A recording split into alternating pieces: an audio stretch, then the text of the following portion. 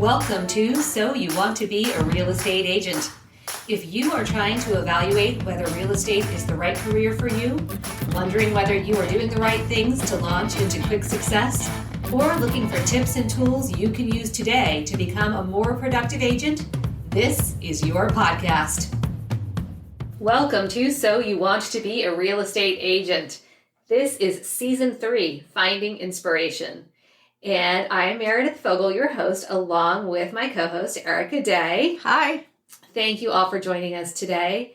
Today, we are going to be talking about planting seeds for the spring market. Very on topic with my whole farming theme that you guys know I love. But we're talking about specific strategies and ideas our team is utilizing to fill our pipelines for this upcoming spring market. And I would argue for the coming year, not just the spring market, right? Right. What we think about is planting seeds now is what helps us cultivate the harvest, super long farm analogy here, of the listings and buyer sales that we will transact in all of the coming year and possibly beyond the coming year. So we want to talk about what we're doing now that's working, sharing our ideas with you, sharing some interesting little, I think more mindset than anything, struggles that we've heard about from other agents. Let's start by talking about, Erica was saying right before we came up to podcast, we had our team meeting. And Erica, you asked some of the team members what they thought we should talk about on the podcast, telling them what our topic was today. So what were some of the ideas that they gave you? So they just threw a few things out. Holiday cards, easy way to reach out to people and get your name out there, stay top of mind.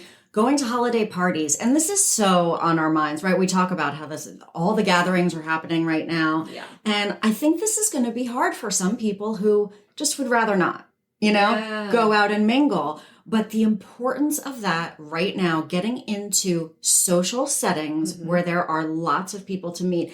And if you've ever seen the movie Yes Man.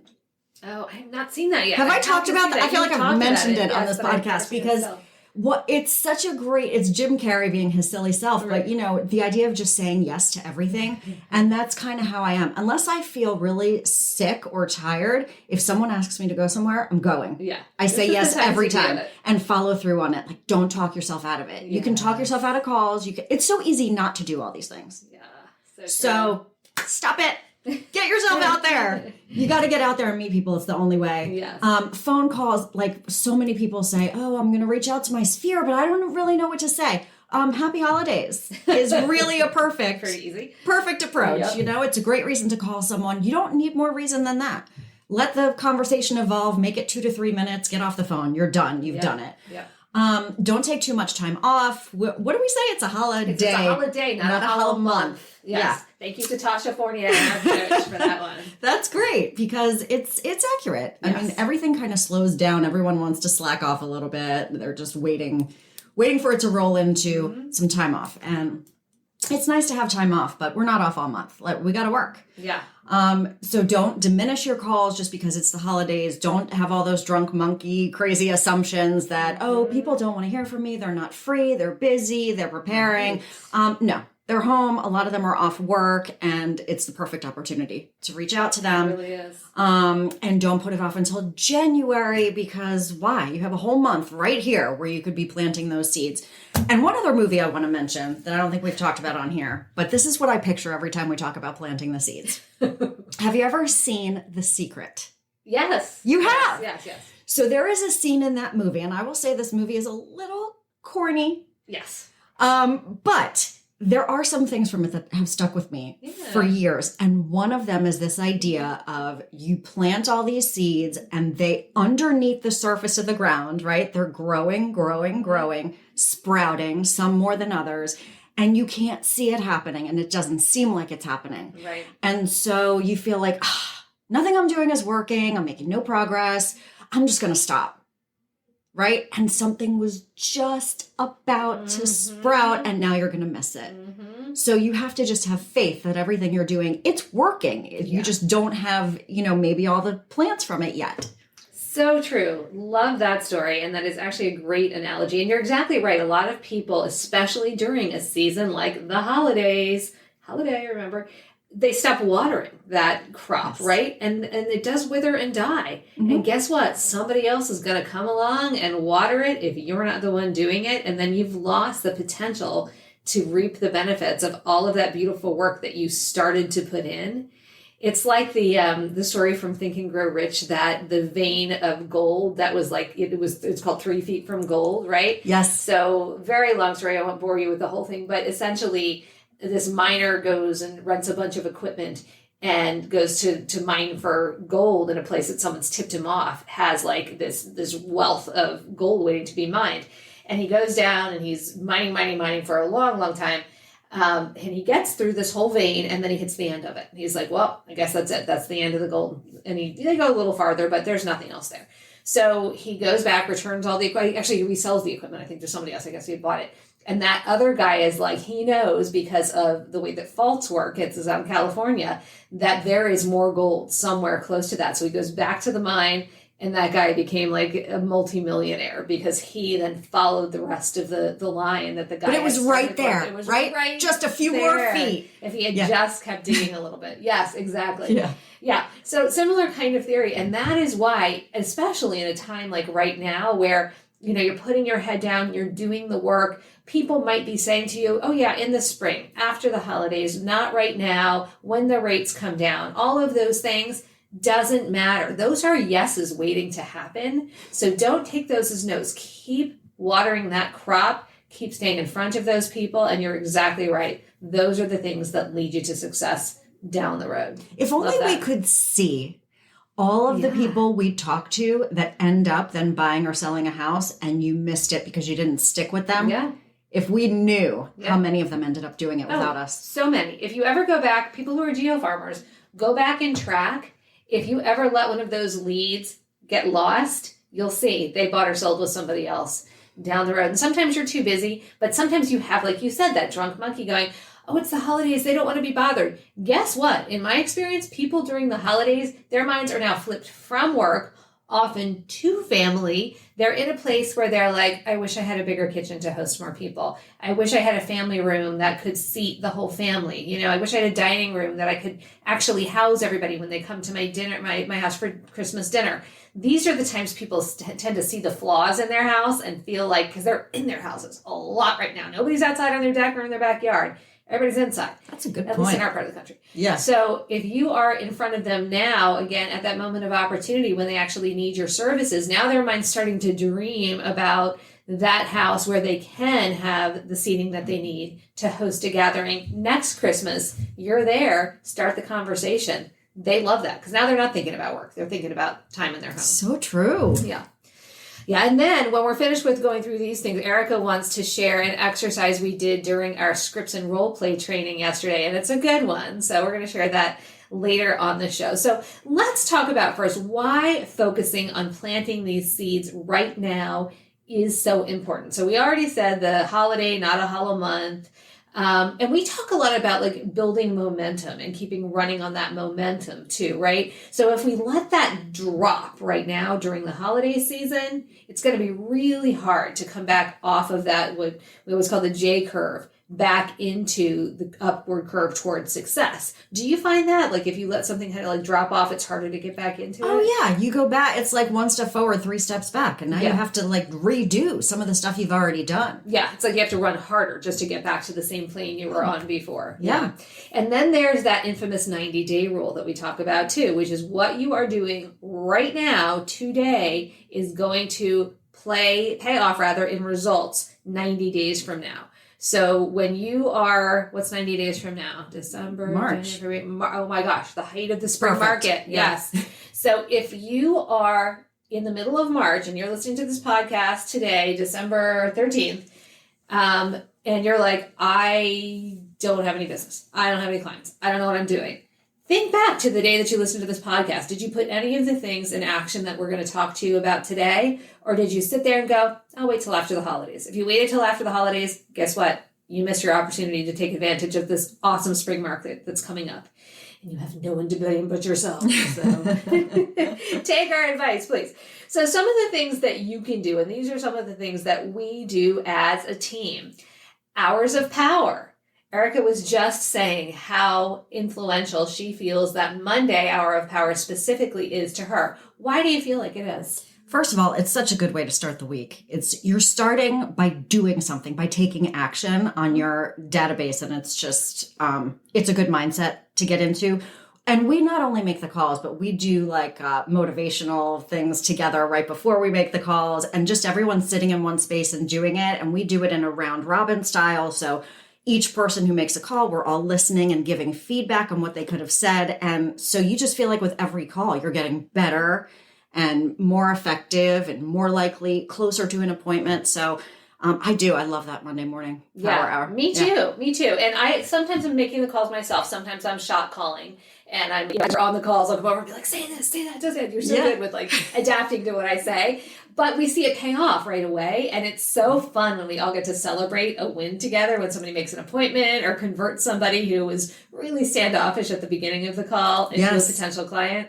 That's awesome to see. And I'm seeing you guys all getting better, which I love so much. I'm seeing vocal tone improve. I'm seeing scripts use improve. You guys able to be really like pivot fast on your feet and, quick thinkers as you're talking to people. So it's really rewarding for me to see. So if you don't have a team that can help you with something like this, try to grab an accountability partner or someone who can be on that Hour of Power calling session with you. It's helpful if the person's also doing it, because I think it's harder if they're just like observing you and you're just doing it by yourself.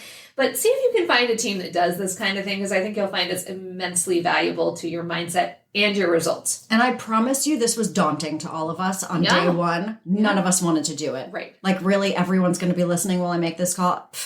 Right. No, we don't care. Right. And now we love it. Yeah. Yep. Scripts and role play training. So that's another thing that we do. So Erica mentioned earlier that the role plays are enjoyable, and that is something that I love to do as a theater nerd. So I'm so glad that my team likes to do it as well.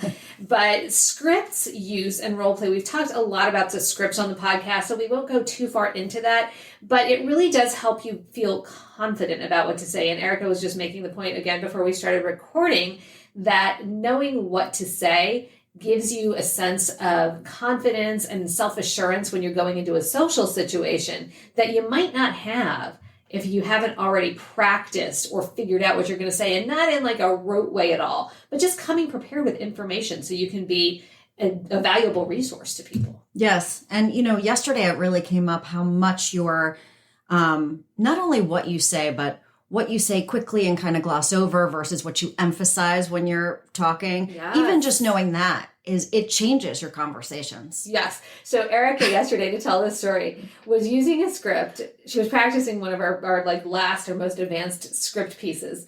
And this is one I had heard from other agents before. And I was always like, that doesn't make any sense. Like, this is not my favorite script. I don't know. It doesn't really, I get it. We have to know it. It doesn't really make sense to me. So she said, the last phrase in the script is, does that make sense? And then I'm always like, no.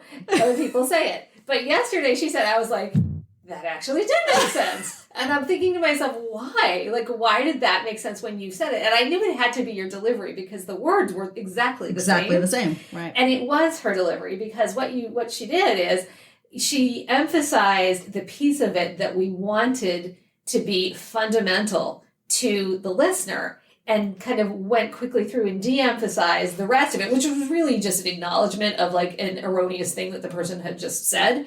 So this is a response kind of to this erroneous or irrelevant thing. So there's an acknowledgement, and then there's a piece where it's like, but I have relationships with. That's what you emphasize. And I was like, oh, now I get this script. And it's just so funny how like little emphasis and phraseology can make such an impact on the way a message is heard. Good reason to practice scripting than to have somebody listen to you as you're doing it. Yes, you need the feedback. Yep. Mindset work.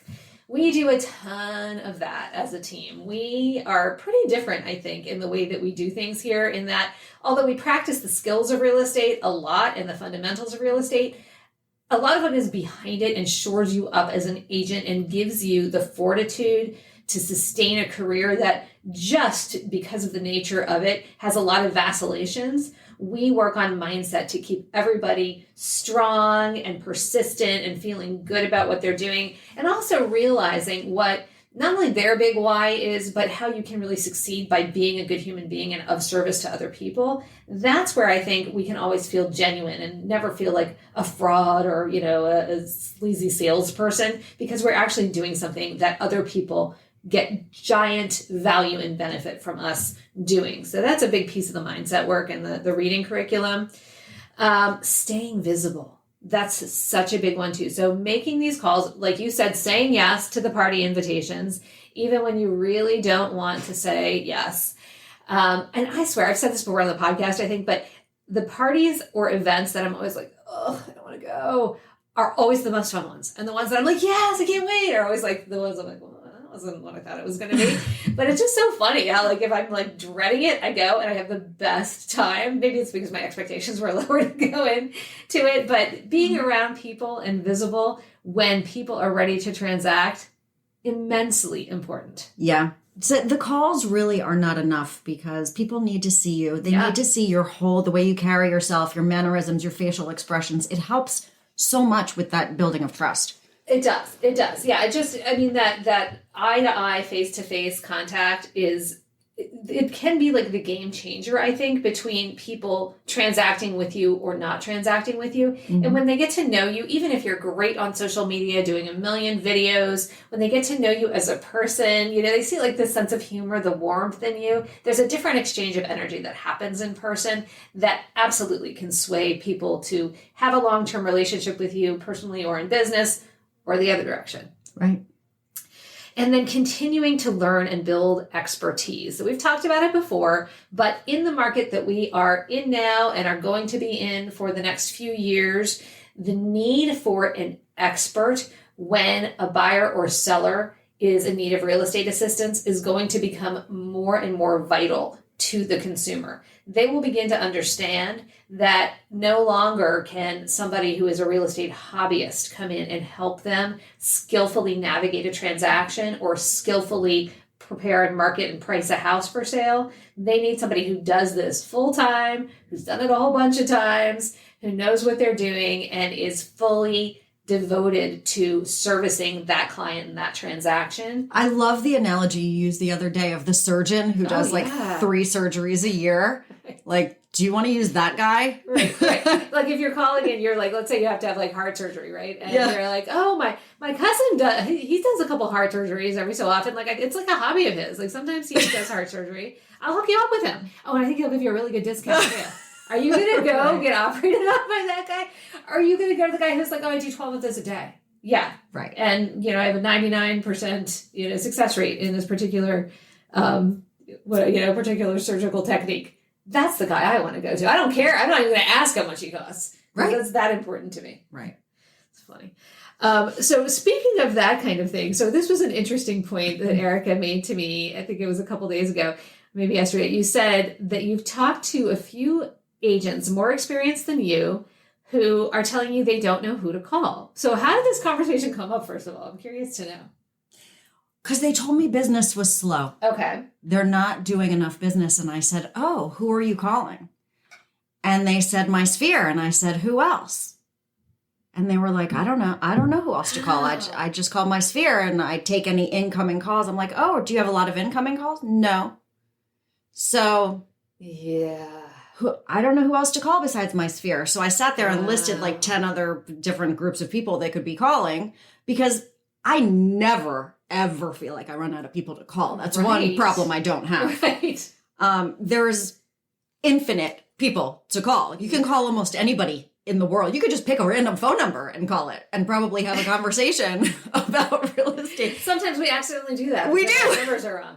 Yeah. Is Liz there? No, wrong number. Oh, well, do you have a house you might want to sell? Why not?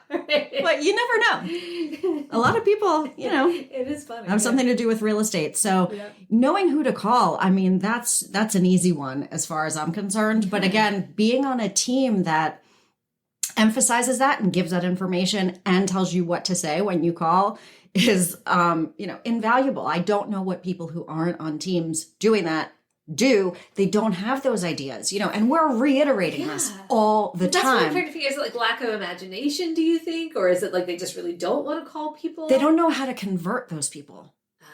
That's what I think it they're is. kind of It may afraid have occurred to them to call an expired listing, but Okay. what are they going to say when they call? Okay, I hear it. Without Yeah. sounding too salesy Yeah. and that kind of stuff. Yeah, I get that. So if they have like a feeling of self-doubt about their abilities to even help the person when they call, they don't really know what to say, then yeah, I can see that they probably don't know who to call because they're feeling like they wouldn't be of value. So why make those calls in the first place? Right. And then I know one of them too is very focused on the competition that well, there's so many realtors out there. You know, they're going to get the business, not me. Oh, she needs some mindset work. Right. Man, that's a tough mindset to have if you're going to. But I get it. I mean, I get it. Again, if you're not in an environment like the one you've created here, how you could easily fall into all those traps. Yeah. It's easy. It probably is. Yeah, Yes. it probably is. I think it is one of those things that takes practice, but thank you for saying that. I'm glad I have created an environment where you guys can succeed. Yes. Now the exercise, speaking of succeeding. So this is taken from a book by Michael Port, P-O-R-T, called Book Yourself Solid. So I discovered Michael from a book I was reading about public speaking called Steal the Show, which was excellent. And as any good salesperson would do after he had proven his value in that book, he mentioned this book a couple of times, Book Yourself Solid. And this was actually before he wrote the other book, but he mentioned it a few times. And this is about, and it's meant for any kind of a service professional, how to create this client base that enables you to never have to go after business. So you're doing it in a way that adds value and through kind of a more organic approach. It reminds me very much of ninja selling, but with a different spin. Mm-hmm. A little bit more tactical, I think, and able to be applied to perhaps a broader base of customers as well as service providers. So in this, Michael talks about what he calls the who and do what exercise. And he calls it the anti-elevator pitch. We all have been in offices or in professions who tell you, have an elevator pitch, right? Like I was taught to do an elevator pitch based on your UVP or unique value proposition and be able to like spit it out in 30 seconds. And usually when you're spitting something out on people, they like put their hands up and they're like, stop, don't. They shut you down. They don't really want to hear that. So this is a different approach where you approach it as a dialogue with the person who has asked you, what do you do? As many people do. Or you could use it with a how's the market as well. So let's digress onto that for 1 second, the how's the market. I get that question like every single day. Are you getting that a lot while you're out in the here and there world? Okay. Here and there. So people are like, how's the market? How's the market? Mm-hmm. And it's one of those things where if you say, oh, it's so great still right now. Well, that's not really true. It's so great still right now. And even when it is great, it's a very vague answer.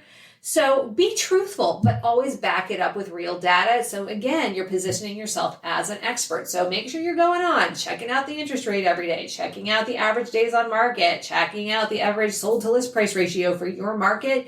So you can specifically give numbers to people who are asking you those questions. Just the other day, I had someone say, well, I heard it's not a good time to sell anymore. The interest rates have really put a stake in the heart of the market or something along those lines. And I said, really? Who'd you hear that from? So first I want to know the source that they heard it from. Oh, I don't know. I just keep hearing that. So maybe media, maybe friends. I don't know. I knew somebody who had to take their house off the market.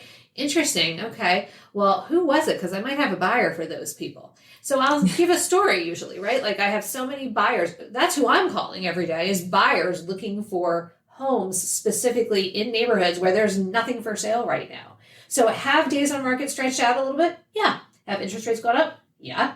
Have average sold to list price ratios come down a little bit? Yeah, but they're still pretty darn close to 100%.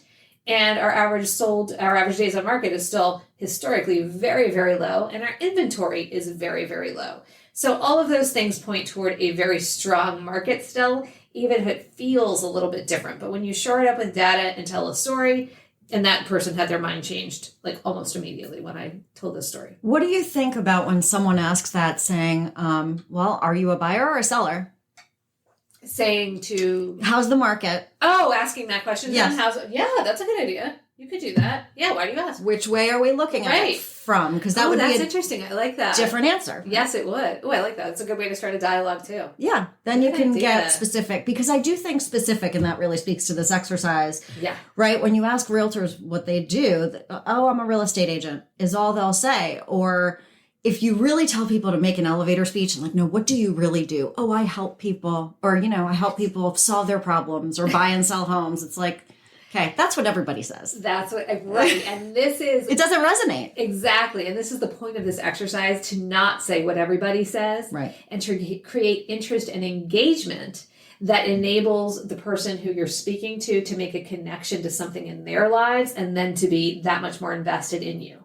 So without further ado, let's talk about this who and do what exercise. So this is an exercise where for our team, we have this piece of paper with a giant at the top, who, and at the bottom, and do what. So the who is, who do you help? And in this, you want to be as specific as possible. So this is where you want to think about either your ideal customer, if you haven't really helped a lot of people yet and you're new to the business, or you want to think about people with whom you have some level of expertise, experience, and that you would like to continue to do business with. So figure that out. And you can have different who and do what statements if you have several different areas of expertise, but try to kind of encapsulate it into one series of statements for either your audience that you're going to be with, or for the people that you most want to work with. Because you might work with people who are 20 miles from your house, but you might really not want to work with those people too often. You might want to work with your farm area. So if you're a geo farmer, perhaps you say, I work with people who want to sell their house here in the Kentlands, right? So that's pretty specific. And then what do you help them do? Yes, you help them sell their house, but let's get more specific than that, right? I help them sell their house for the most money. I help them figure out how to make house-to-house moves. Maybe you're a person who wants to have expertise in helping somebody figure out how to seamlessly move from the house that they're in into the next house, their forever home. So you could do something like that. And then the last step is to build out a catchy tagline. And we didn't do this part of the exercise yesterday, but we'll see if we can tackle this today.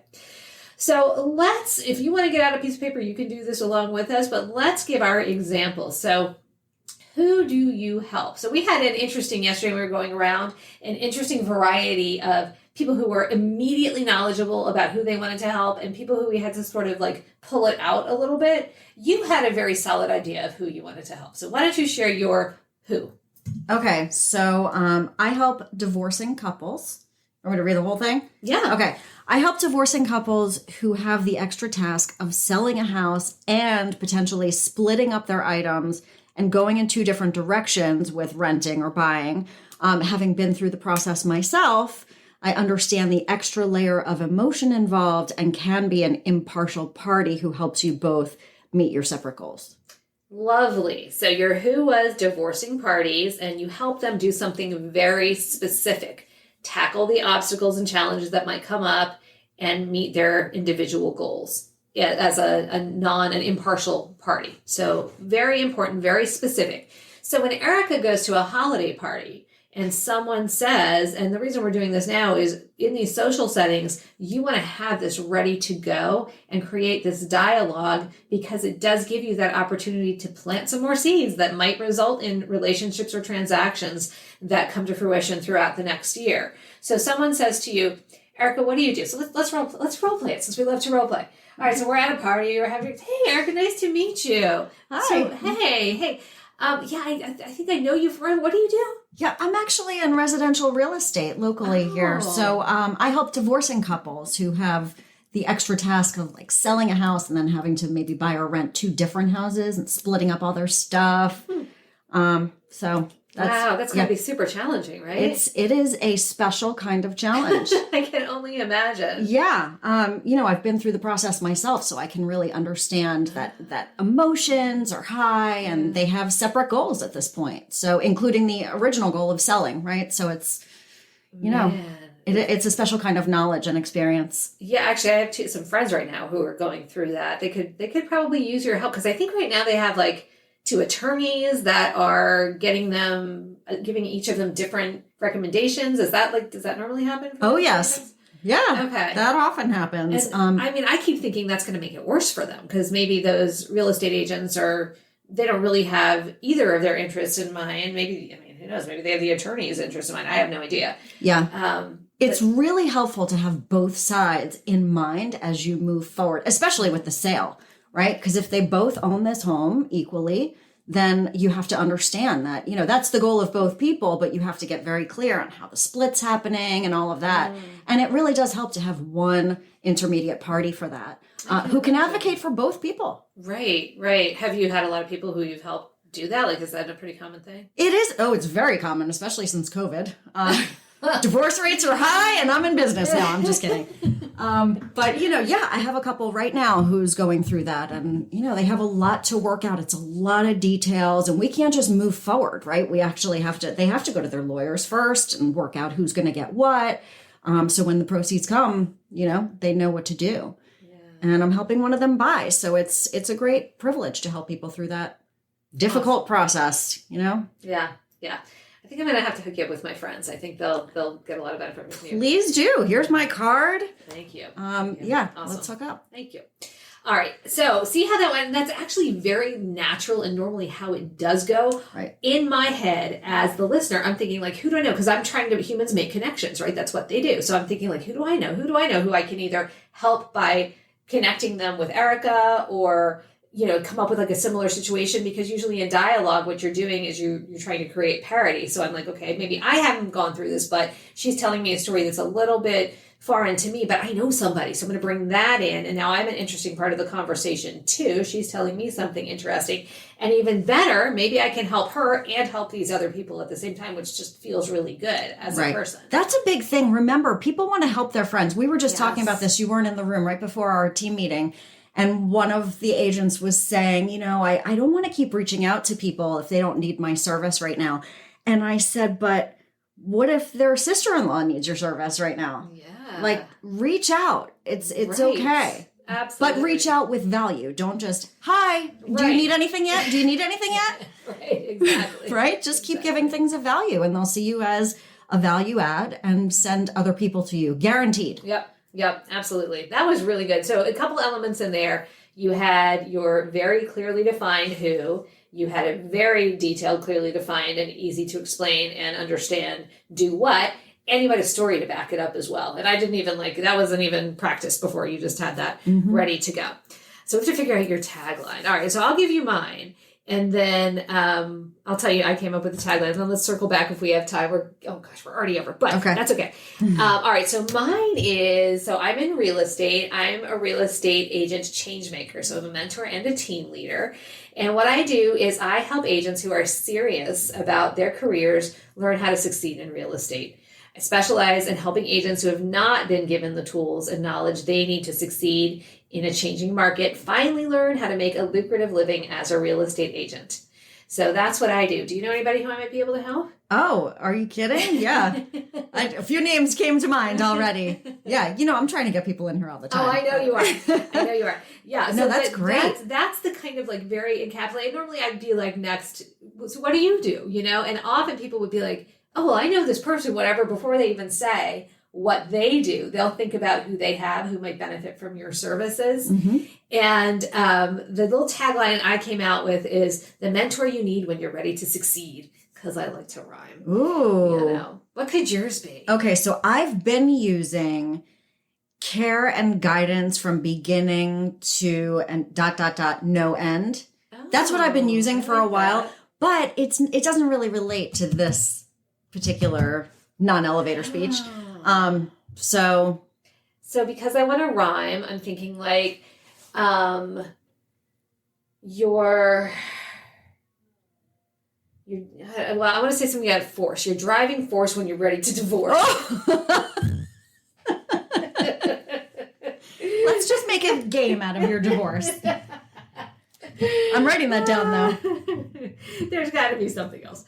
But I am TikToking that because I guarantee I'll get a lot of good suggestions. Oh, yes. And yeah, I'm putting that out there. Rhyme, but rhymes bonus points, I think. All right. So the idea here is to utilize this who and do what statement at a social gathering and help to connect with other people who need your services, which will plant those seeds. So do me a favor, people who are listening and like this idea, send us your who and do what. I want to see it. We'd love to comment on it. We might come back and be like, you need to get more specific, but we want to challenge you to come up with something that you can use. So send it our way. And thank you so much to everybody who has reached out over the past few weeks. We keep getting these wonderful comments about how the podcast has helped people change their career, learn to go into real estate in a different way, have a better mindset. So super fulfilling for us. Thank you, thank you, thank you. I want to hear all the taglines too. Yeah. Send us everything. That's what our whole next podcast will be. Yeah. Oh, that would be, yes. Just our whole next podcast. We're doing that. Awesome. Okay, we can't wait to get your stuff. All right, well, we're over time, so we will wrap it up. But thank you, Erica, for all of your wonderful input on this. Absolutely. And I can't wait to hear how your conversations go during all the holiday parties you are going to be going to. And thank you to all of you for listening. Thank you, too, to our podcast sponsors who make the show possible. They are CLA Title, Peter Yanni of Home Team Mortgage, the Rozek team with Embrace Mortgage, and Paul Harsani of Eagle Bank. Please consider reaching out to our sponsors to support those who support us and our industry. Please also feel free to connect with us on social media and leave us a review or rating on the platform on which you are listening. And ideas for future shows. We love that. So grateful again to everybody who reaches out. We love hearing from you. This has been So You Want to Be a Real Estate Agent. We'll see you next time. We are so grateful you joined us today. If you've benefited from the advice we share on the show, we hope you'll tune in to our next episode. Interested in learning more about my personal mentoring programs, our Career Kickstart course, or to pick up a copy of my book, Farming for Real Estate Agents, your step-by-step guide for becoming the go-to agent in your local market? Visit www.meredithfogel.com and click the Resources tab. If you are curious about becoming part of the List Realty family of agents, go to the www.thelistrealty.com website and click Careers from the About Us page, or find me at the Meredith Fogel team on social media. Thank you for listening. This has been So You Want to Be a Real Estate Agent. We'll see you next time.